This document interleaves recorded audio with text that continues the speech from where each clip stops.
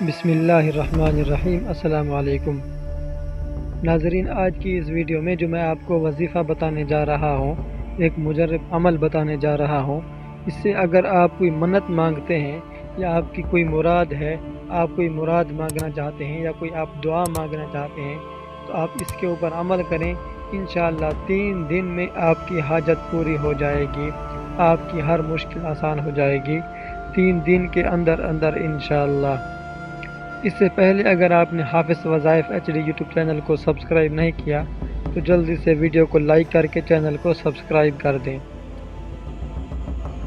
اگر کوئی شخص کسی مصیبت یا پریشانی کا شکار ہو جائے تو اسے چاہیے کہ لگاتار 3 دنوں تک بدھ، جمعرات اور جمعہ بعد نماز فجر اول آخر 11 مرتبہ درود شریف پڑھے اور پھر 41 مرتبہ